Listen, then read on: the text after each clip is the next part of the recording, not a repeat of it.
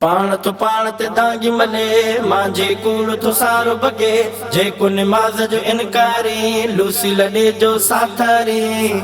ते लानत जो वसकार क्यों गॾिजी सॾिजी लानत सब बेशुमार क्यों पाण तो पाण ते दांगी मने मांझे कूड़ तो सारो बगे जेको निमाज़ जो इनकारी लूसी लॾे जो साथरी ते लानत जो वसकार क्यों गॾिजी सॾिजी लानत सब बेशुमार क्यों बेअदब कुरान जो चेलो आ शैतान जो पुट हरामी बारवा बदनसुल बेईमान जो उन कमीने माझीअ जे मथां लानत हर हर मां भी थो कयां उन कमीने माझीअ जे मथां लानत हर हर मां भी थो कयां पाण तो पाण ते दांगी मने मांझे कूड़ तो सारो बगे जेको निमाज़ जो इनकारी लूसी लॾे जो साथरी ते लानत जो वसकार क्यों गॾिजी सॾिजी लानत सब बेशुमार क्यों मांझी कुतो थियो आछतो गैरत न जहीं खे पितो दीन सां जहीं जी दुश्मनी तंहिंखे चवां थो जहन्नमी जेल अंदर जल्दी उनखे विझो सख्त सज़ाऊं पोइ तंहिंखे ॾियो जेल अंदर जल्दी उनखे विझो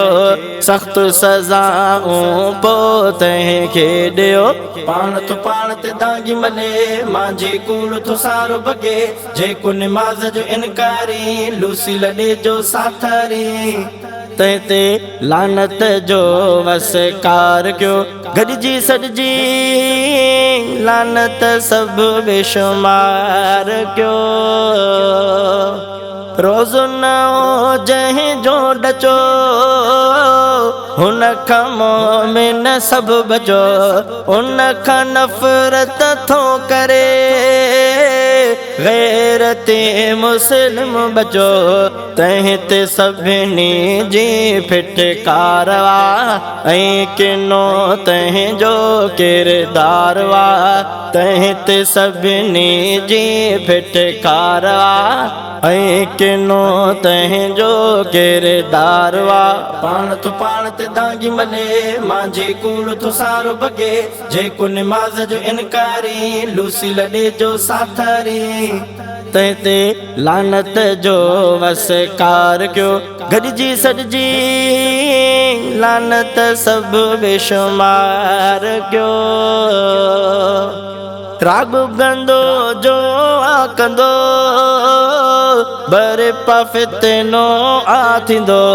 रागुन आ जख थो हणे लूसी न मूंखे थो वणे गाले हसन के हर जी ॿुधो मांझी बि हर कम क्यो आकुधो गाले हसन के हर जी ॿुधो मांझी बि हर कम क्यो आकुधो पाण तो पाण ते दांगी मने मांझे कूड़ तो सारो बगे जेको निमाज़ जो इनकारी लूसी लॾे जो साथरी ते लानत जो वसकार क्यों गॾिजी सॾिजी लानत सब बेशुमार क्यों पाण तो पाण ते दांगी मने मांझे कूड़ तो सारो बगे जेको निमाज़ जो इनकारी लूसी लॾे जो साथरी ते लानत जो वसकार क्यों गॾिजी सॾिजी लानत सब बेशुमार क्यों।